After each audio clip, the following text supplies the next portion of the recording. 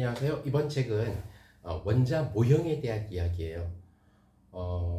원자라는 단어, 아톰이라고 얘기하죠. 이 원자라는 단어는 사실 고대 그리스 때에 한참 사원소설, 즉 이 세상이 물, 불, 그 다음에 흙, 공기로 이루어졌다라고 하는 아리스토텔레스의 생각이 나오고, 그보다 조금 뒤에 데모크리투스라고 하는 고대 그리스의 철학자이자 과학자인 데모크리투스가 더 이상 쪼갤 수 없는 가장 작은 알갱이가 있다, 이런 얘기를 하게 되면서 원자라는 이름이 붙게 됐죠. 하지만 그 당시에는 아리스토텔레스의 사원소설이 너무나 인기를 끌고 있어서 데모크리투스의 원자의 개념은 굉장히 시들시들해졌어요. 그래서 묻혀 지내다가 결국 중세 유럽으로 넘어오게 되면서 소위 얘기하는 돌턴이 결국 더 이상 쪼갤 수 없는 그런 기본 알갱이로 이 세상의 사물들이 이루어져 있다라고 하는 원자설을 발표를 하게 되죠. 그래서 이 책에서는 우선 아주 옛날에, 즉 19세기까지의 원자에 대한 역사를 갖다가 쭉 다뤄봤어요. 원자, 분자, 원자들이 모여서 만들어내는 분자, 이런 것들에 대한 역사들도 만들어보고 이런 식으로 쭉 진행을 해봤죠. 자, 그 다음에 이제 그러면 원자는 어떻게 생겼을까? 이제 1800년대 말에 톰슨이 전자를 발견을 하게 돼요. 근데 이 전자는 너무너무 작고 가볍고, 그 다음에 전하량도 굉장히 작은데 음의 전기를 띠고 있다는 거죠.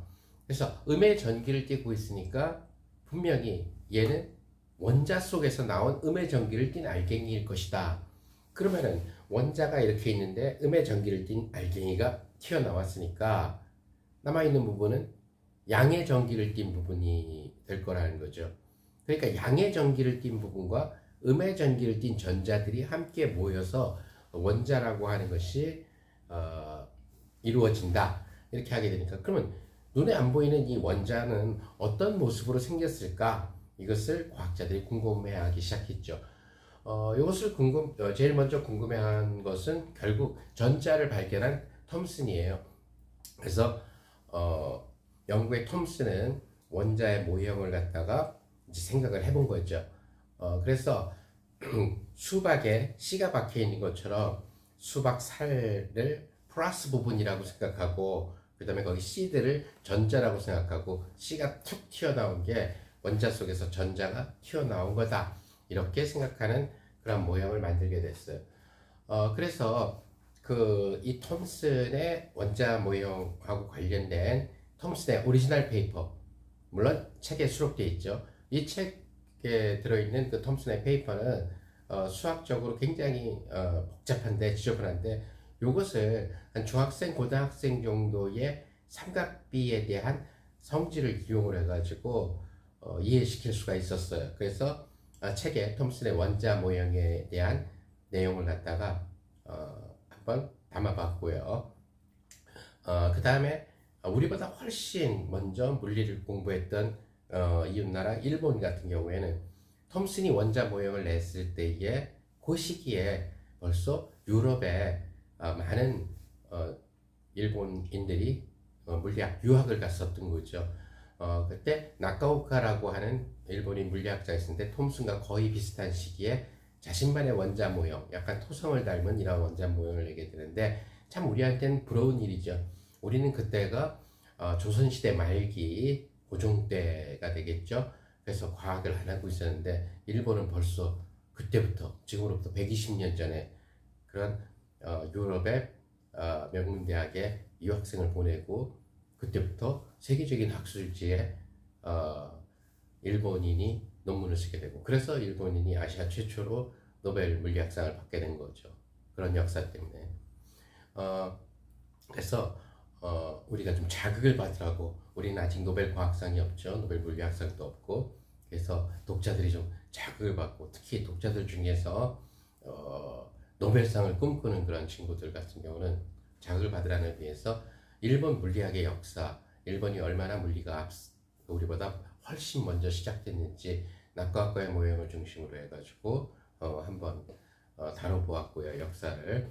이제 그 다음에 이 논문에 톰슨의 그 원자 모형에 문제점을 제기한 것은 톰슨의 제자 러더포드였어요. 그래서 러더포드가 톰슨이 수박 살처럼 이렇게 플러스 알갱이가 양의 전기가 퍼져 있다고 생각하는데 그게 아니다. 양의 전기는 한 군데 딱 모여있는 입자다. 거기를 전자가 빙글빙글 돌고 있다. 마이너스 전기를 띤 전자가 빙글빙글 돌고 있다라고 하는 러더포드 원자 모형을 만들어내게 되는데 이 역시 또 불충분한 그런 원자 모형이 돼요. 그래서 완벽한 원자 모형을 만들어낸 사람은 결국 덴마크의 닐스 보아가 만들어내게 되죠.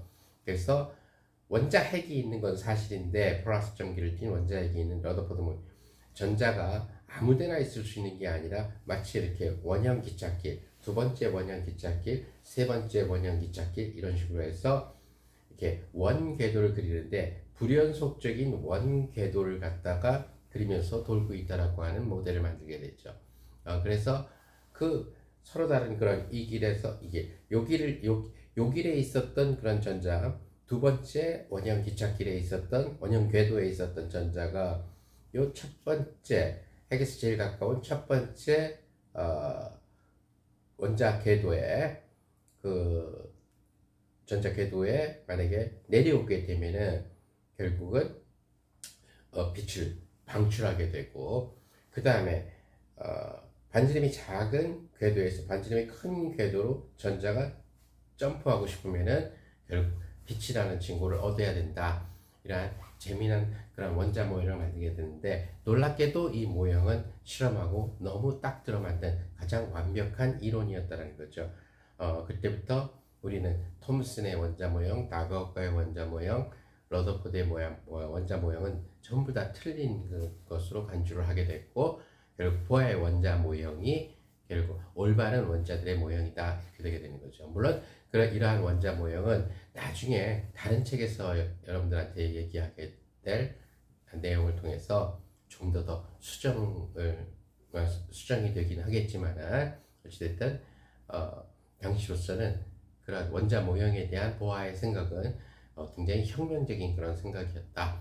그래서 원자라고 하는 단어가 딱 나왔을 때 그 원자에 대한 고전, 그러니까 고대 시대부터 중세 화학의 시대에서의 원자의 개념, 그 다음에 20세기 들어서 양자라는 개념이 등장하면서 원자가 어떻게 생겼는가를 갖다가 알아낸 그런 물리학자들의 수많은 노력들과 그들의 위대한 논문에 대해서 이 책을 통해서 알아보았습니다.